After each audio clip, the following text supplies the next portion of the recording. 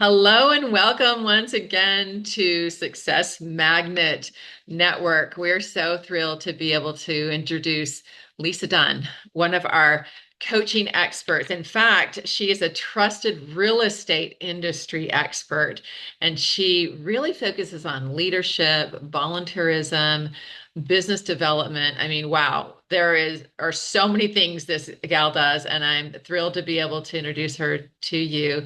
So tell us, Lisa, a little bit more about what your vision is and what does it mean to be an expert in all these areas? Well, thank you, number one, for having me. I really appreciate being here and looking forward to working with everyone. And what I do, I'm kind of an anomaly. I'm going to just flat out say that, is I have been in the real estate business for 33 years. And about halfway through my career, I got involved in industry volunteerism, profession volunteerism, because I'm a firm believer of the saying, be the change you wish to see.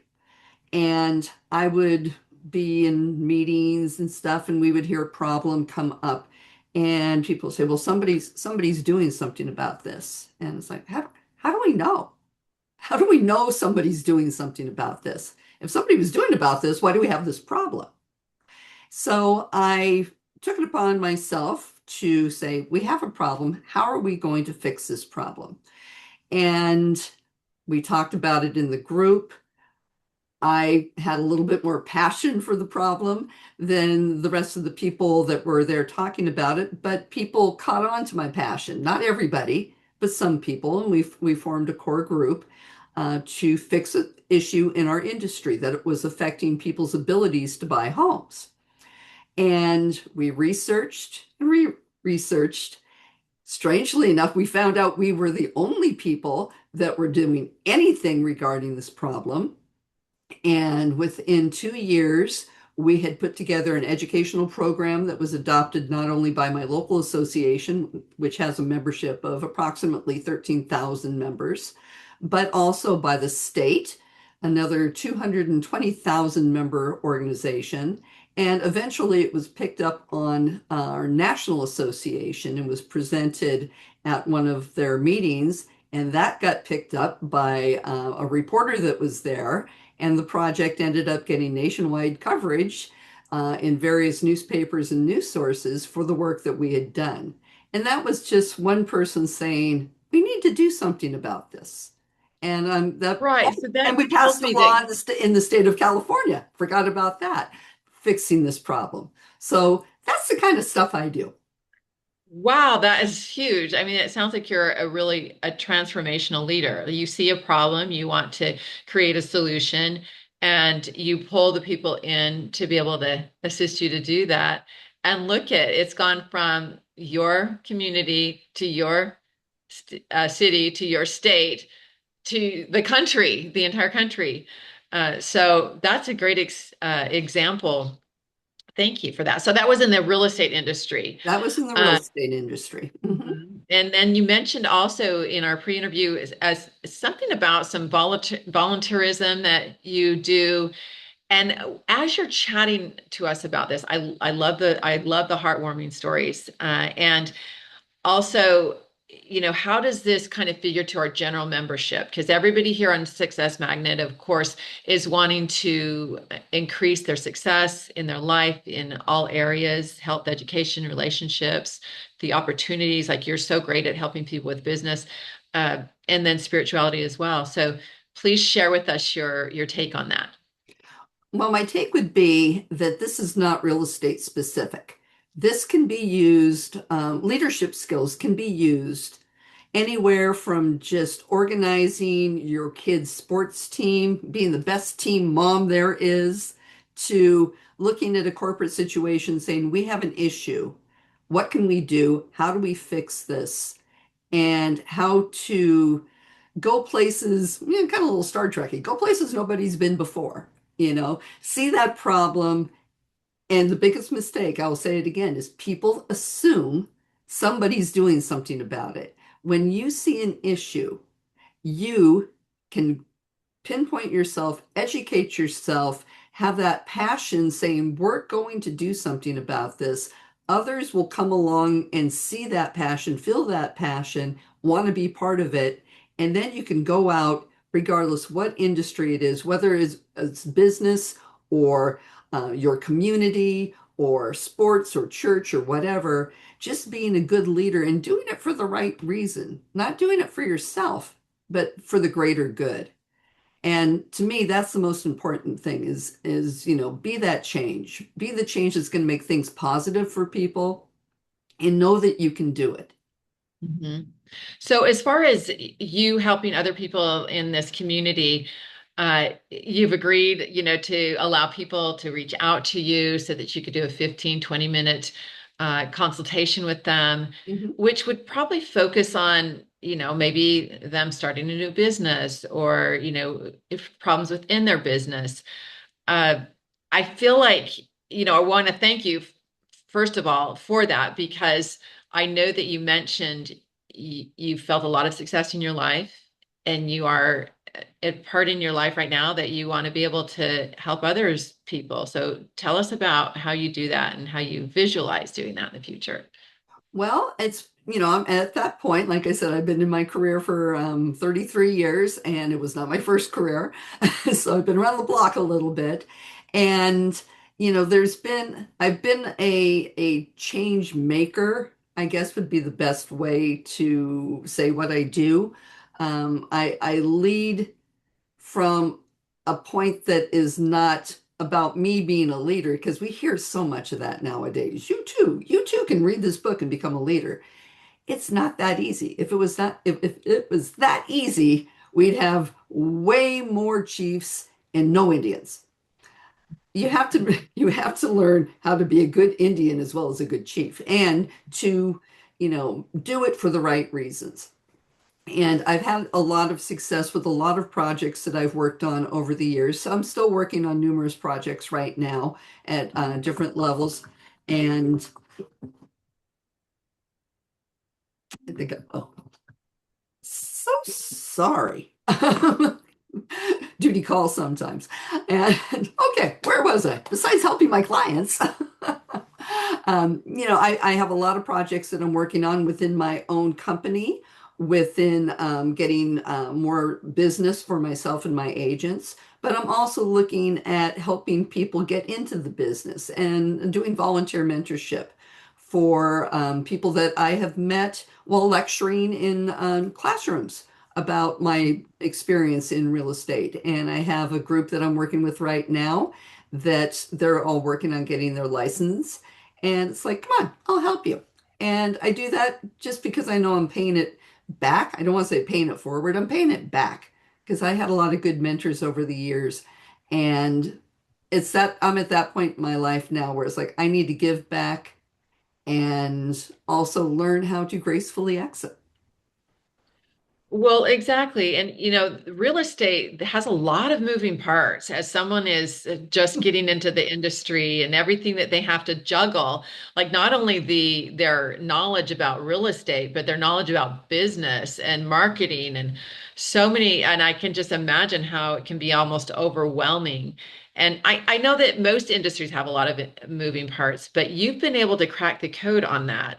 So how do you take the fresh person who hasn't ever done any, and they have this dream? How do you take them to success? And please, share with us maybe a heartwarming story about somebody who you've mentored and you've seen them actually their dream, starting to take shape for Well, there's themselves. been so many people that I've worked with over the years. I have very informal mentorships going with a lot of people that I just meet. We connect. They know, like, and trust me, which is something that I would say no matter what industry you're in, you need to understand the concept of know, like, and trust and being genuine so people know that you're not just doing the hi, I can help you, and it's about that person. It's not about helping that person that they're looking at. That they're doing it for the wrong reason. You want to sincerely be liked. You want to sincerely be known, and you want to be sincerely trusted. And I think that trust is the hardest part. something that's rampant in our industry is, people think the job's easy. People think that the job is easy and make way too much money. And it couldn't be further than the truth. And if you've seen all of the unglamorous things I have done for the months to get something on the market and selling the house, putting the sign in the front yard and holding open houses, that's the easy part. The technical knowledge you need to have to be successful, and that's where the trust comes in. People think, oh, I can go to this, productivity coach or do whatever. And the only person getting rich is that productivity coach because they're not telling you the nuts and bolts of the business. What is it that you really need to know to serve your clients? And I think that that's the difference that I have over other agents. I get a lot of attorney referrals because I've educated myself in the divorce real estate world as well as the trust and probate world. In fact, everything I'm handling right now is either trust, probate, or divorce. I had one last sale where people sold their house so they could go travel the world. And that gave me, just, they were so thankful that I was able to help them live their dream. So, if I didn't know what I was doing, if I was just that person listening to the go out and talk to 10 people a day and do this and wear your name badge when you go to the grocery store, that ain't going to help you when you're dealing with a complex transaction. So, and that's the same in any world. The more, knowledge is key. Knowledge is key. The more you know, the more you can help. And I tend to be very well-rounded. I have a very keen interest on risk management and compliance in our industry, which is very, very important. I'm in California, and our favorite sport is litigation in this state. And I can say after 33 years, knock on wood, still no lawsuits, no complaints, no nothing, because I always find a way that we can get things to work out. And that right there in itself is a skill. People say you can't have win-win-win in negotiations. Yeah, you can. You certainly can. You can have that, and it sounds like you've actually put together some hacks. So these are some things to do to just from the very get-go that will help propel that new advisor, that new agent, that new business owner to another success level. Exactly. Uh, And we're all independent contractors. Each one of us is a cottage industry. We are not mhm. employees. We don't get paid anything until a deal closes.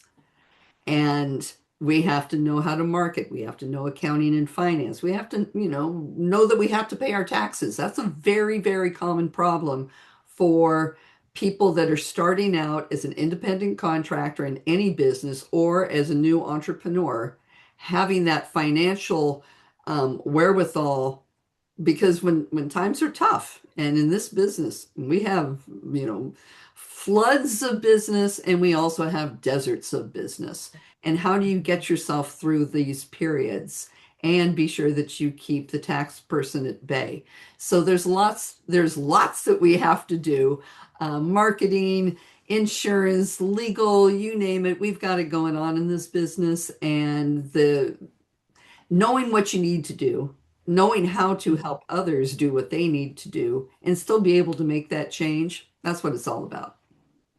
Exactly. And it sounds like you're describing entrepreneurship in general because, people think, oh, yeah, I'm going to start a business, and they don't realize all these moving parts. So, coming to you as a coach and expert, somebody could say, okay, well, I have this vision.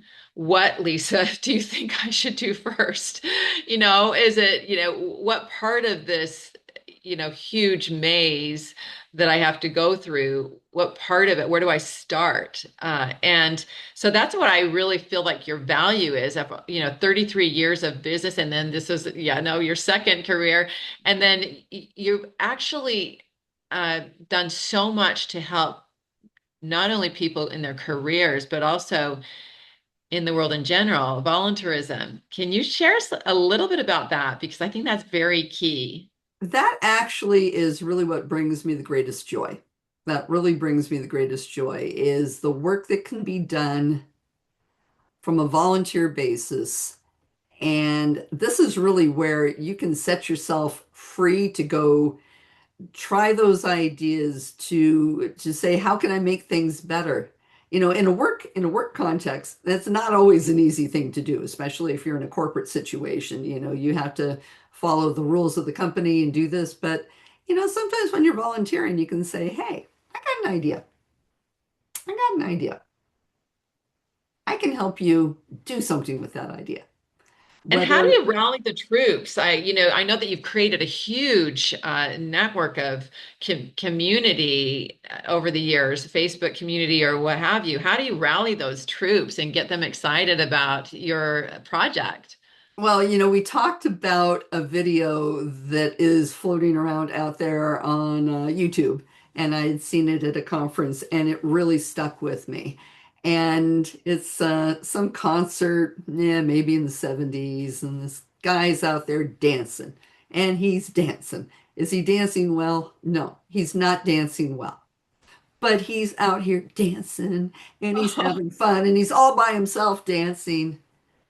And then somebody comes up and joins him, and he Okay. starts dancing, and With he's their own not moves, dancing like well he's doing either. his thing, they're doing their thing. Pretty soon, another one joins. By the end of the video, there's a group of over 100 people around this one guy that just started dancing on a hill by himself. Was he the leader? Not when he was dancing by himself.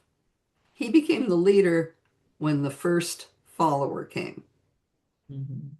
And to me, that really resonates because it's not me raising my hand saying, you know, I'm a respected leader. That doesn't mean anything. What can I do? What can I do? And there's, you know, a book floating around out there. You don't need a title to be a leader. That is so true.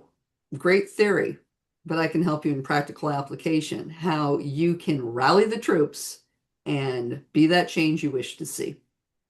I love that metaphor because dancing is just kind of like, you know, we all want to dance through life. We want to have joy. And then as we can attract other people to do that same thing, that's really what volunteerism and being a leader, a transformational leader is, that Hmm. you can attract people to your vision and help people to come into their own also, whatever vision they're you can help them create their own vision and go through that. That's a terrific example. Can you share with us just a heartwarming story about somebody who you felt that in your purview, in your leadership, has transitioned from, who they originally were to somebody who they really dreamed of being, either from a business standpoint or as you were doing your volunteer work? You know what's Uh, crazy? The person that comes to mind is me because I, wow. you know, if you had known me as a child, you Mhm. would have zero thought that I would be sitting here doing what I'm doing today. And I've been featured on the news, I've been on the radio, I pop up in different newspapers all the time because I have become that trusted voice in real estate in the local media. And if you had So you known were me, shy, were you a shy child? Were I you was so shy that background child? to raise my hand and say here when my name was called for roll call, I would just panic. I was the one that just hoped that nobody ever called on me for anything. I was this way, you know, throughout my teens. And, you know, I started coming out of my shell a little bit, but as a child, painfully shy. And when I did my first corporate speaking um, situation that I, I found myself in, I got up to talk, and the people at my table were just kind of all snickering, and you know, get back from the table, and I am just like, just done. I'm like, oh my God, oh my God, oh my God. I was horrible going up there, and I was horrible, you know, presenting, and I was horrible on my way back to the table. And I'm like, what are you guys snickering about? And they're like, we were all waiting to see you pass out because you didn't breathe the entire time you were talking. And I'm like, oh, okay. And I didn't really come into my own until I volunteered for one of my son's sports leagues. And that day, and this is so silly, it only takes one little thing to change your life. And a postcard came in saying, "Hi, we're looking for people to be on our board of directors for the local soccer league." And I'm like, oh my gosh, my husband's going to be so mad if I do this, it's going to be more time away from the kids and blah, blah, blah. And I'm like, I really want to try this. And I check the box and I send it in. And that changed my life. I Yeah. ended up having to manage 75 teams of 9-year-old boys with all of the male coaches. And I'm this woman up here trying to, you talk about cat wrangling, that was cat wrangling. And to get them all to listen and pay attention and do what they were supposed to do and be able to tell them, your kid's not going to play, your team's going to disband if you don't get your act together. And I ended up implementing a new playoff system because there were so many kids. More kids should have that opportunity to enjoy a longer season and be in the playoffs when you have this huge number of children. We're talking over 700 kids. Wow. And, I'm like, we can do better. And we did do better. And that's what started it all. Well, that is terrific. And I feel like we can all make a difference. And sometimes it just takes a little bit of encouragement from somebody who's already done that, already been there, and can kind of help you through, step by step. What do you do first, second, third? And I believe, Lisa, that you are that person. So I would encourage anybody who's listening to this, and if you have an idea, Lisa is always, willing to give back, and we're so thrilled to have her part of our coaching experts here at Success Magnet. Is there one last final sentence you wanted to give us, Lisa? It's been a pleasure to have you on our program. Thank you. Oh, well, thank you. Thank you for having me here. I just have one last little cliche that I live by too, is I didn't come this far to only come this far. And I hope that others take that to heart too. You can do whatever it is you want to do, whether it's in business, in volunteer life, in your community. Sometimes the best jobs are the ones you don't get paid for. And I'm here to help you.